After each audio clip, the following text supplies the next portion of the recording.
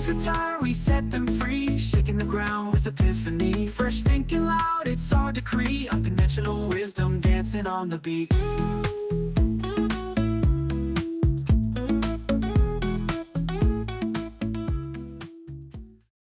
Hello, and welcome to Unconventional Wisdom about conventional wisdom. My guest today is Alessandro Grampa, and he is actually talking to us today from Bali. And I'm going to give him a chance to introduce himself, and we're just going to have a great discussion today. Alessandro. Hello there, Kim. Thanks for having me. You pronounced the name perfectly, so thank you for that. Very shortly, I'll let you shoot the first question. I'm a serial entrepreneur and I'm on a journey recently. My new venture is Whole Grain Wisdom. I'm building the first space that truly understands founders. Why? I'll be happy to tell you in the conversation. But long story short, my story is probably very similar to any other founder. I'm an ADHD, I'm neurodiverse. I actually discovered it very recently. In the term per se, of course, I always knew I was a little bit different and I was always the black sheep. But so what that made me do is that I constantly chased external validation, and workaholism and hustle culture for me was a way to actually get out of my head so much. Otherwise, it was too complex to deal with. But then, of course, that brought me into burnout, and that brought me into like just several breakdowns that I'm now happily teaching other people, or mostly educating other people to get the wisdom of why we end up there and how we can get out of it. And I love that. I think a lot of my coaching practice, I always like to say, I walk the walk. And I think it is so profound when you have the experience and then you really help people not have the same pain and journey, right? Accelerate their path to wisdom and save them some of the pain that you have had to go through to get there. Yeah, That a yeah, lot. definitely. Yeah. All right. I have your random question here. What's the most interesting thing about you that most people don't know? Good question. I would probably say that people that don't know me personally don't know, because it's something that comes out quite quickly as soon as I meet someone more intimately, which is the fact that I love to cook. And for me, the kitchen is actually the most amazing place I can be in. It's an environment of creation, it's an environment of creativity of any kind. It's an environment where people meet and the people get vulnerable, because when you're eating at the table, you really end up doing whatever kind of conversation. So yeah, that's probably the single thing that is driving me, and it's been forgotten throughout my journey as an entrepreneur, to be honest. And now in this kind of new phase, a new venture, a new life, I'm really making sure that it's a big part of my daily life. I love that. Yeah, no wonder we connect because I would say that not just feeding people, but that creativity and that true love of creating with food and creating something that is just so delicious is absolutely my love language. So, Wonderful. yeah, when I meet somebody and I like them, I'm like, oh my God, can I cook for you? You know what? I 100% created it, but I'll say to my kids, do you want to go out for your birthday? And they're like, no, Mom, we want you to cook. Yeah, it's the curse of loving it, but backing yourself into a corner sometimes too. Yeah, yeah, definitely. And the biggest problem sometimes is that I notice maybe you don't get invited so often to the other people's kitchen because, oh no, what if I'm not at the Yeah. level? Yeah, exactly. Although I will tell you that, so you are originally from Italy, right? Yeah. My husband and I were in Italy last September. And I will tell you, one of my top three experiences was, and it is like a tourist thing that you do, but we signed up to do a cooking class in someone's home. Oh, wow. Yeah. And we did it rather last minute. And it was just my husband and I and this other couple. And my husband does not enjoy cooking. He loves eating, but he does not love cooking. So he just sat there and he was very content to sit on the couch and just hang. And then we made two kinds of pasta from scratch and bolognese. We're in Bologna, so we made bolognese Yeah. and tiramisu. And then we sat on their terrace looking out over Bologna and had the meal that we cooked and drank wine. And it's certainly one of my top three experiences that we had. It was, No wonder why Italians have a high degree of happiness and enjoying life. there you go. And we just so connected with this couple. And I was like, when are you going to come to San Francisco? Lovely. All right. So on this podcast, we really talk about what the conventional wisdom is and then unconventional wisdom in that, what have you figured out? And I think it's really like in this realm of having ADHD and finding your path. I actually think your experience of thinking different, school was probably not that fun for you as it is for most At all. yeah, with ADHD, because school is so process and structure oriented, which is not how an ADHD brain works. And I'm so curious relative to the question that I'm going to ask you. I Yep. know that there's listeners out there who really want and need to hear what your experience is, because I think, like you said, a lot of people don't understand or get diagnosed until they're adults. So they have this constant trying to fit in experience. The question is really, what's one piece of conventional business wisdom that you followed early on or that people told you was the path or the way to success, only to realize later on that it really was not the right path for you? I answered this in a very simple answer, everything. Literally everything. To be really honest, the work that I have done for so long was actually all driven by external validation, all driven by external metrics that either people taught me at school or my parents taught me during childhood, growing up, and so on. We as individuals, we come to this life with a specific goal.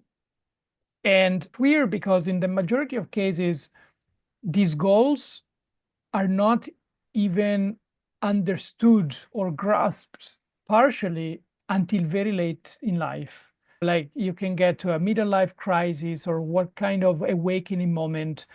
For me, it's been constantly a journey of, okay, I'm doing what they're telling me and it doesn't work. I'm trying to do my own thing and it doesn't work. Well, in the meantime, everything was working partially. It's not that I was depressed, in a bed, or unfunctional. I think this is the real problem in many cases because you're disoriented, because you're doing things, so you're actually moving. There is movement, but at the same time, you're stuck.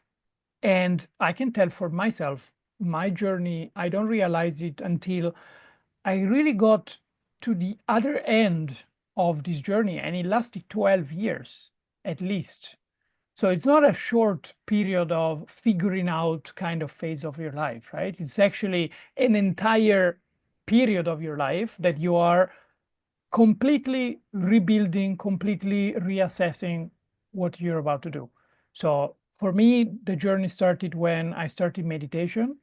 For the first time in my life, I was able to have a method to control the anxiety within myself. I was able to get a little bit less in my head, a little bit more with my body. And from there, during COVID, my body completely broke down. And that's when I restarted going back to kind of school, to the books, because my background is in gastronomy, my background is in science of nutrition, biology, etc.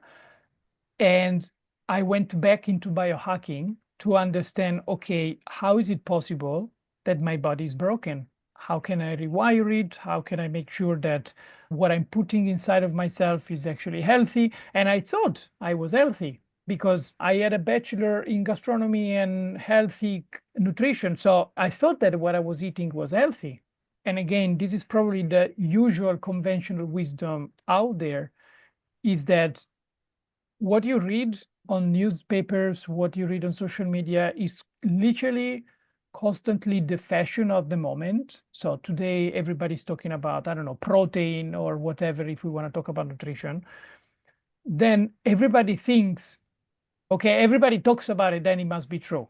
That's the conventional wisdom. And the problem is that until you don't do your own research, until you don't question everything, until you don't really figure out for yourself what makes you healthy, what makes you happy, what makes you at your peak performance, what makes you always the best version of yourself, then you don't really know what is really healthy for you.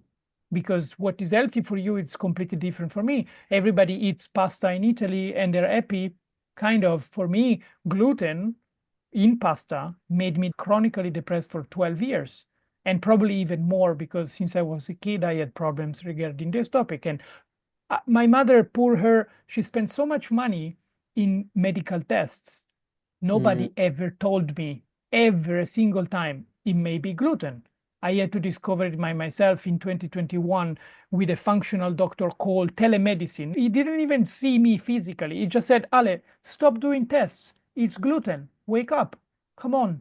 It's like, oh, well, if it was that easy, why 12 years of doctors never told me? Yeah.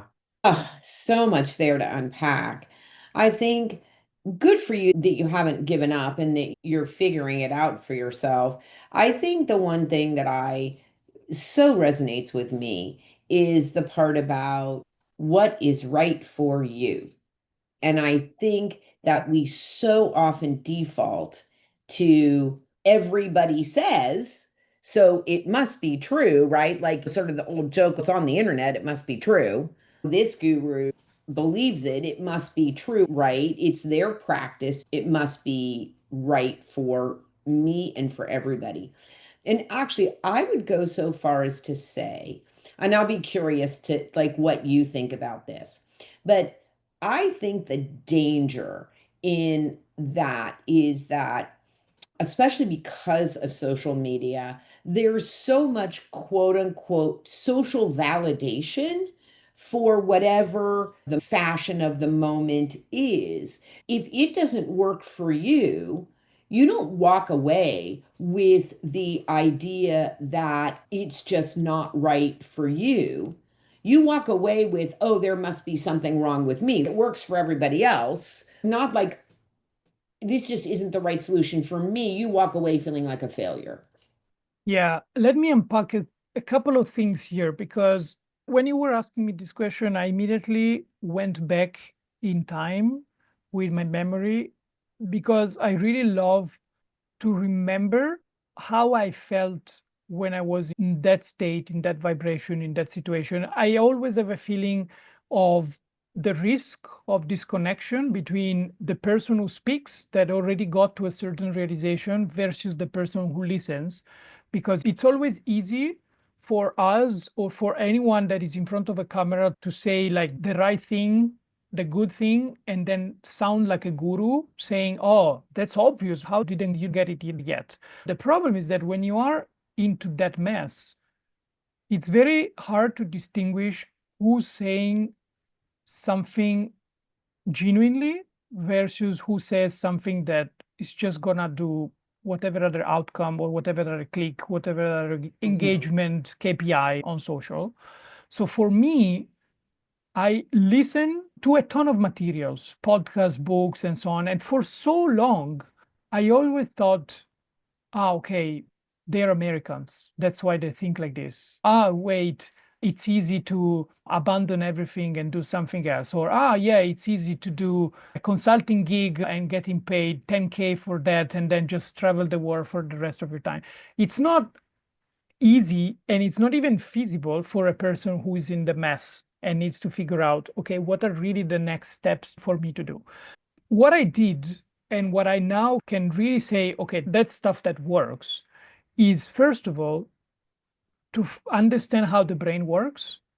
90% of what we do is unconscious actions that are driven by our unconscious mind. So what it means that we wake up every single day, we do go about our day, And 90% of what we do, we're not even conscious that we are doing it. So the very first step is acknowledging how the brain works and rebuilding through the same mechanism. So the 90% of your actions that are unconscious today are your belief systems. And your belief systems have been inputted either by you consciously, probably not so much, and much more unconsciously from the environment. So until you rewire, and you do it through the science of habits creation, 21 days, repetitions, etc., until you do that, you do not start to change your real life, because your life is a representation of what your belief system is. We can go deeper into how the mind works, how the energy works, but that would be probably another conversation. So this is one thing. What really moved the needle for me was reading books about neuroscience and understanding how the brain works, first thing. So after that, you have a scientific method for yourself that you can use to say, okay, I believe in this. Let me repeat this belief out loud every single day until it gets from my rational neocortex mind inside of my unconscious mind, and it becomes a habit. And when it becomes a habit, that's my new life. Then the second thing is, we are so full of trauma, whether we are conscious about it or not. And this trauma is not just in our mind, is actually trapped in our body through the fascial system. And until we do not liberate this trauma, we are going to have a flow, like a pipe of water clogged in the middle with different points of clogging, and the water cannot pass. We are a being of energy. The fascial system that new quantum biology is teaching us that at the fundamental level, we are a saltwater battery, because we are 70% of water. We have minerals, and these minerals vibrate through this energy. So it's a little bit more complex topic, but in a very easy way, there is energy passing through our body. We generate an electromagnetic frequency, and this frequency is what pulls and pull all of the interactions that we have with other human beings, with other animals, with other things. So these two elements, the habit, how the brain works, and the fact that if you have clogging in your pipe, you cannot move, because you're literally trying to climb the Himalayas with a backpack full of rocks. Who would be so stupid to do that? Actually, there are people using Sherpas to give all this trauma to them, and they can climb on their own happily with a very light backpack. So these are really the two things that I recommend for everyone to figure out by themselves. And as you can see, there is no, you should believe in this or you should do this. You just have to understand how the mind works and how the energy is trapped in your body. That's it. After you work on this, everything else can be built on, because you set the new fundamentals of your house. I think you hit something really interesting, because for a listener out there who would say, oh, that's too woo for me, right? If I hear you right, what you're really saying is your mind doesn't need to believe, you just need to do the work, right? You need to set Yeah. the foundation, and you can start to rewire your neural pathways, and then, you'll be able to do the work. Is that what you're saying? Or do you think there's belief Yeah. that has to happen? So the fundamental workings are science-based. So it's a fact that the brain works in this way. It's a fact that we have a fascial system that wraps everything entirely in our own body. It's a fact that we are 70% water. It's a fact that we have minerals. And that's also why big problem in individuals today is deficiency in micronutrients and minerals, sodium or magnesium, etc. So everyone that is into fitness or like healthy living, they already know all of this, because there's nothing new there. What is missing is the connection between the chemical and the energetic part. The energetic is not woo per se.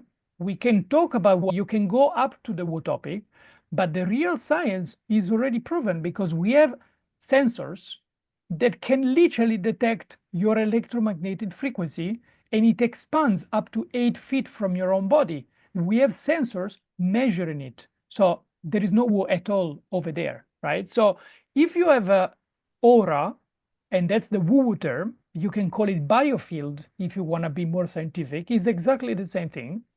If you accept, because it's a science, right? It's a fact that you have an aura, you have a biofield that extends 8 feet from you. And this field interacts constantly with other people, because imagine 8 feet is quite a lot, huh? You're constantly iterating and you're constantly interacting with other forces. This is another point.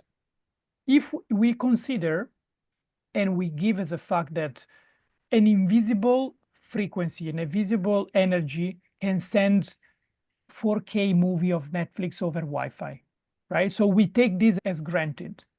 But for some reason, we still force ourselves not to believe that we have a field that interacts with other fields. If you accept one, you should be able to consider the other.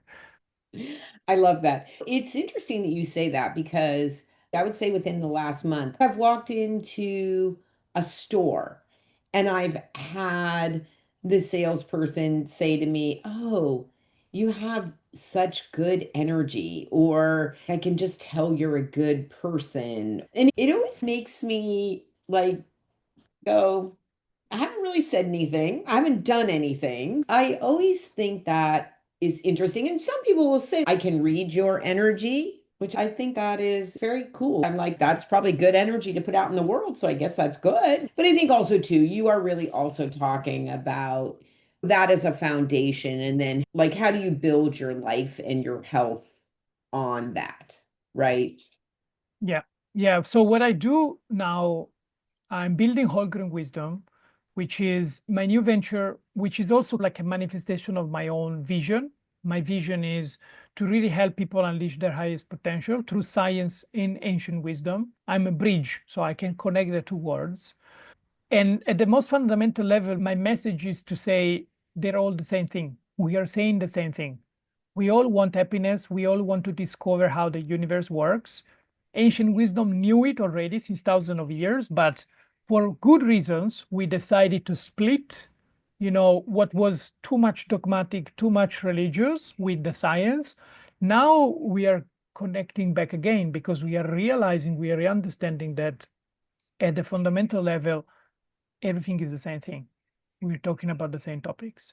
And once we realize that, then I think there is a good work to be done for everyone, which is, okay, let me understand what is my purpose here, but not the one that I'm supposed to be doing because at school they told me XYZ, or in social media they're telling me XYZ. What is the real set of few things, few actions, few activities that really makes me happy? And this is like questioning and asking yourself, what are those things that you have done in your life that made you completely happy, fulfilled, and you never really looked for them? They found you somehow. Those are the things that you can say, wait a second. Maybe what I don't look for actively, it's coming from me.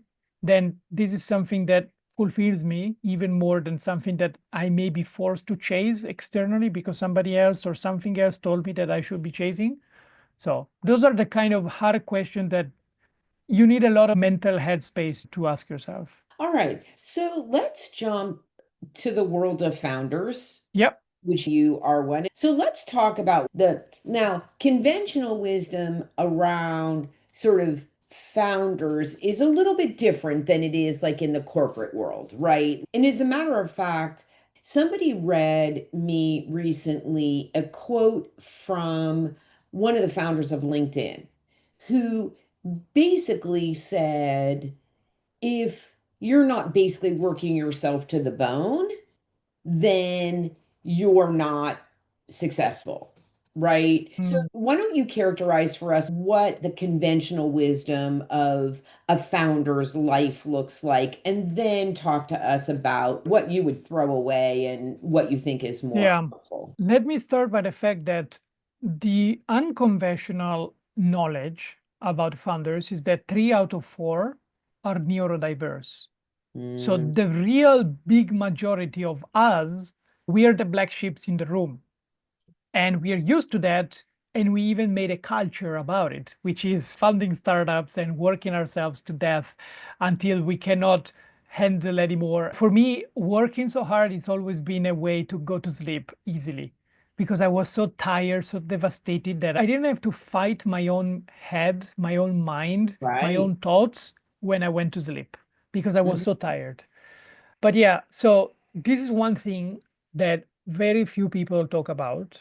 And that's one of my key messages to bring out there to the world, which is the majority of founders are neurodiverse. What does it mean? It means that we have a blessing and a curse. The blessing is that we can see life, we can see reality with very different eyes. And that's exactly our goal, our job in society, let's say. We are able to take risks that nobody else has the courage to take. And this is absolutely like a badge of honor. I completely approve that, let's say. The other problem is that by doing so, in the majority of cases, we do so because we look for external validation. We always are, look, at school, they told me I was different. My mother, my father, my parents, my family told me that I was different.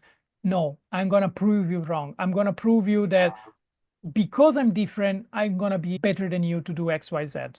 And this is what brings people to burnout because if you do look for something that is outside of you and you think that when you will get something outside of you, at some point you will be good inside of you, it will never end. It's an hamster wheel loop that never ends. So the other thing that I keep talking about is that this being different made us carry and develop so much more trauma in our head, in our mind, in our body, because actually we talked about the fascial system just a second ago. The trauma is stored physically, like as a knot of energy through your fascial system. There are different ways you can unleash it. And that's one of the things that we do at Whole Grain Wisdom. We teach founders how to self-hack themselves through the fascial system so that they can release this energy. But the point is, until you don't release all of this energy, and until you don't take enough time to really embrace your instinct more than your head, because also the other thing is in the majority of cases, we are also, how do you say it in English, when you have a plus, like we have an additional kind of IQ. So we are very smart, but this being very smart makes us all behave like assholes because it's like, oh, come on, you don't get it? Or, no, nobody understands this except me. So we are so much in our head that until we don't start to work on our body and recalibrate the balance of energy, we always end up in a burnout. We always end up like lack of purpose. And we always think that building a company 24/7, 7 days a week is the solution because Mhm. when we're going to get the exit, when we're going to make money, then we're going to be happy. Right. First, reality check. 99% of startups never get to unicorn and 90% of them not even get to proper exit. It's already like a lost cause. If you're funding a company to become rich, there are other ways that are definitely less painful to become rich. So this Right. is already like a fake conventional wisdom that makes absolutely no sense.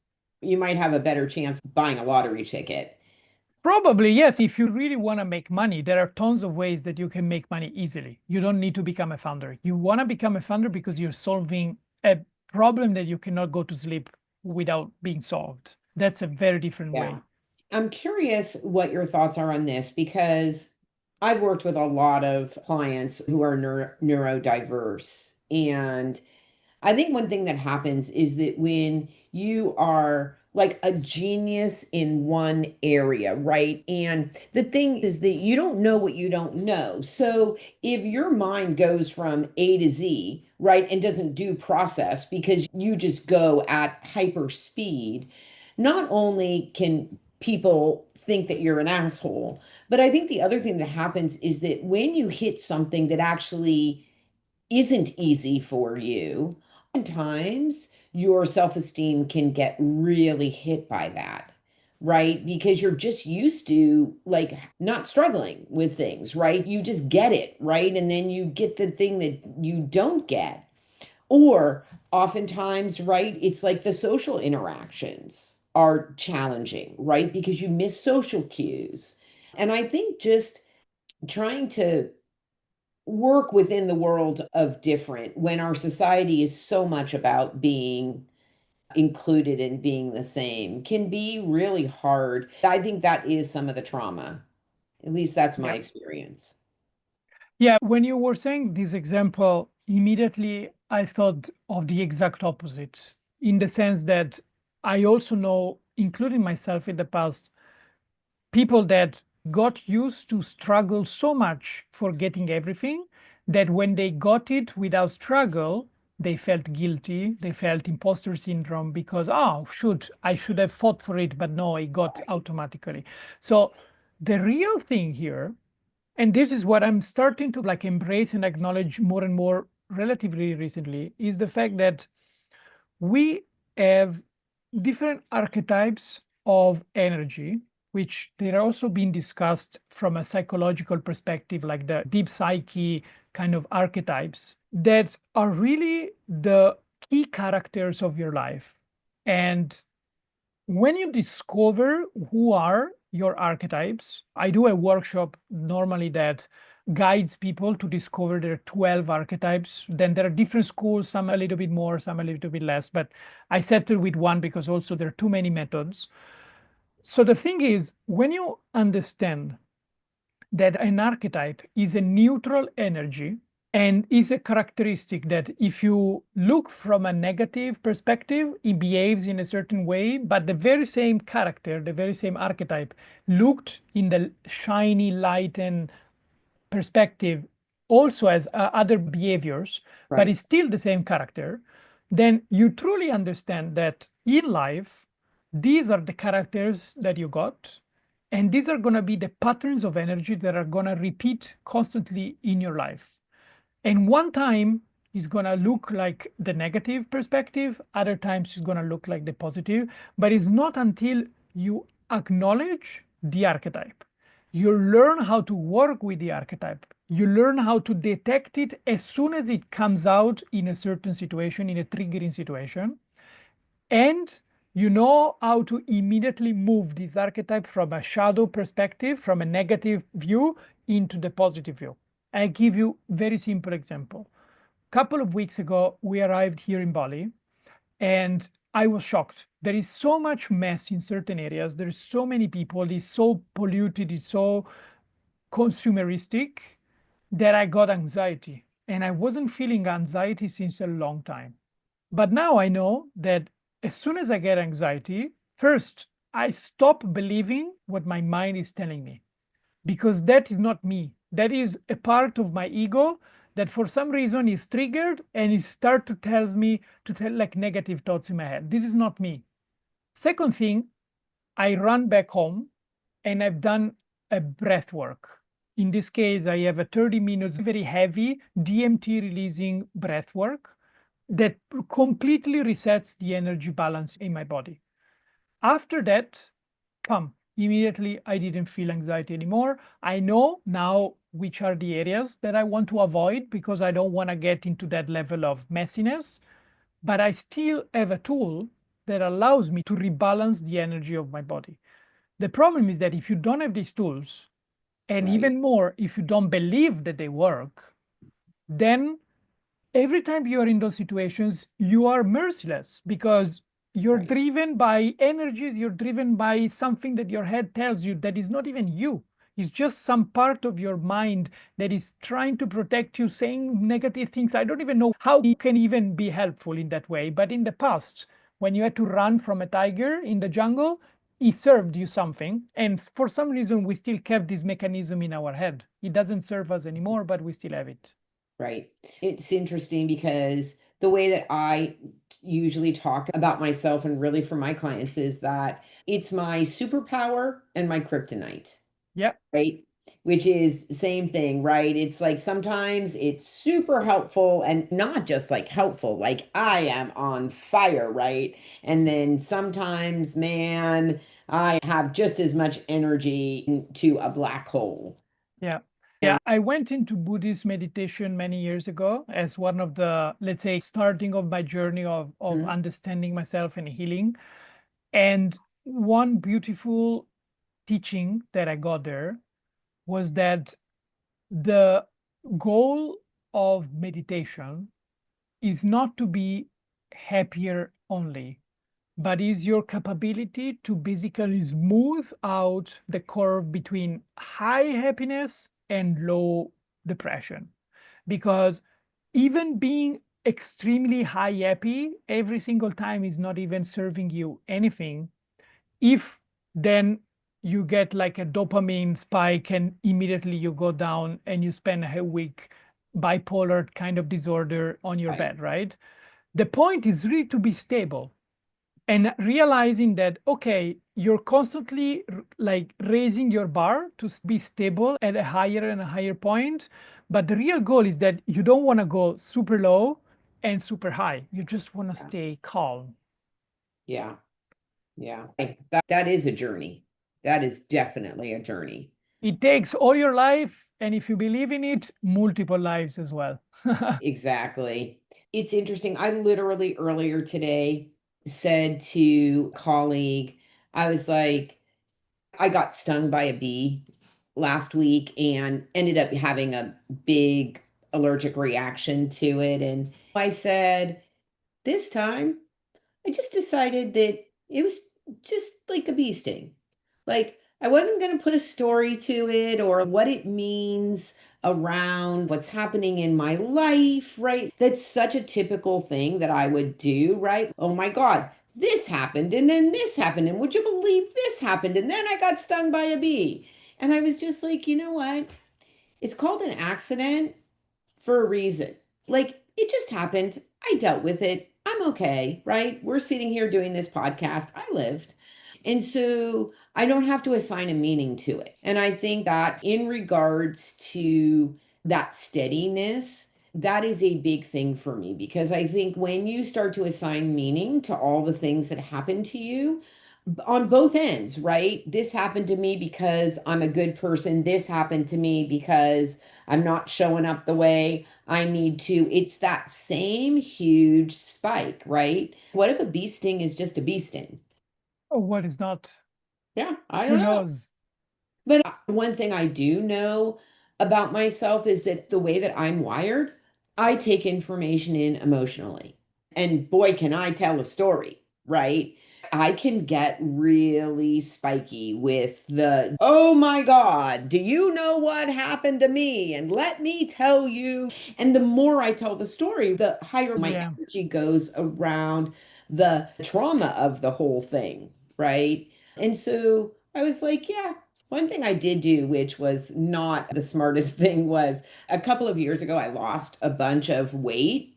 And I think I forgot for a moment. And so I was having this big allergic reaction. So I was like, oh, I think I'll take two Benadryl because I really want to stop this. And afterwards, like I stopped the allergic reaction and myself Oh, because wow. it was too much medicine for me. And I was like, oh, yeah. You don't weigh the same thing you used to weigh. Like you have a different Yeah. body weight. You should probably take that into consideration the next time you take medicine. No, for me, a very big kind of like cold shower on this kind of topics, it was many years ago, actually during a Buddhist teaching class, and they were using science actually to prove what the Buddha has been always saying for thousands of years. And they basically said when you get a negative emotion or any kind of emotion, but let's focus on the negative one, the actual chemical reaction in our brain lasts 90 seconds, 90. So everything else, except for those 90 seconds, it's your own choice, consciously or unconsciously, to make a story out of it. That's right. 100%. Yep. Yep. I talk about that all the time. All right. So when you're feeling not as confident, when you are triggered, what do you find either with founders or with yourself? And then what do you recommend doing about that? This is probably the single most recurrent feeling among founders, even the ones that publicly appear extremely confident about themselves. They do have this feeling every single time, absolutely 100%. So for anyone that thinks, oh my gosh, how can he or she do XYZ? I don't feel like this or I feel like that. It's all just unfortunate side effect of social media, because clearly people want to only show the positive bright side out there and not the negative ones. But for me, what I could realize over the years is that my negative thoughts only arise when I am not in the right vibration. What do I mean by vibration? I want to make sure that it's not a woo conversation. So I told you before that we are a saltwater battery, okay, because of the scientific knowledge that we have currently. And so the kind of metaphor that I used to describe the situation is like we are a radio, and based on the tuning frequency that we set ourselves into, we vibrate and we capture certain information at a certain frequency, right? So when your body is not healthy, when you have not spent enough time outdoors under the sun, receiving the sunlight, when you didn't spend enough time grounding with your feet on the earth, absorbing the electromagnetic frequency field of the earth, spending time in nature, doing things that you love, so on and so forth, you basically are unconsciously tuning your radio into the lower frequency of your spectrum, okay? And that's exactly what happened to me a couple of weeks ago when my negative thoughts was starting to come in.